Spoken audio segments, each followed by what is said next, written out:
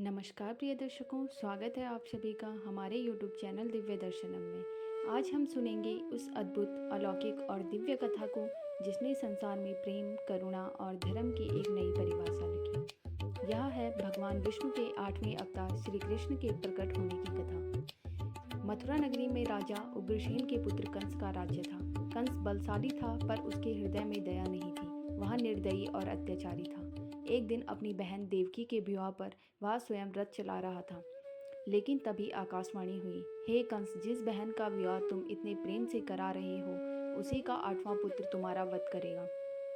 कंस का चेहरा क्रोध से लाल हो उठा और उसी क्षण उसने तलवार उठाकर देवकी को मारने का निश्चय किया। परंतु वसुदेव जी ने विनती की, हे कंस, आप चिंता न करें, हम आपको अपने हर बच्चे को सौंप देंगे। कंस ने देवकी और वसुदेव को कारागार में डाल दिया। समय बीतता गया, देवकी माँ बनी, लेकिन निर्दयी कंस ने एक एक कर उनकी 6 संतानों को उनके जन्म के तुरंत बाद मार डाला।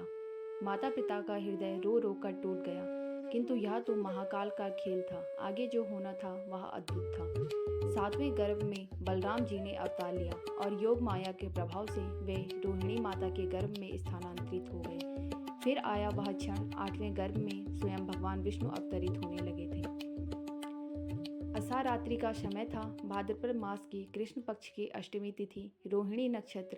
कारागार में घोर अंधेरा था, लेकिन वसुदेव देवकी के हृदय में अद्भुत प्रकाश छा गया।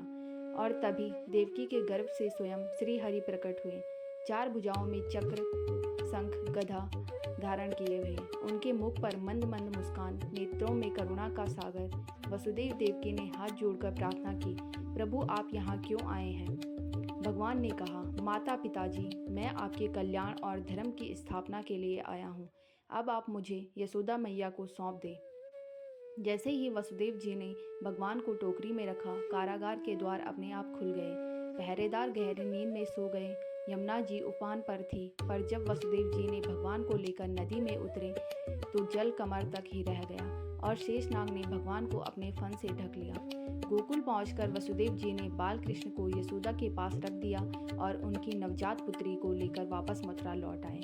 सुबह होते ही कंस कारागार पहुंचा और बच्ची को उठाकर दीवार पर दे मारा, लेकिन वह योग माया थी, जो आकाश में प्रकट होकर बोली, अरे मूर्ख, तेरा काल तो जन्म ले चुका है, वह गोकुल में है।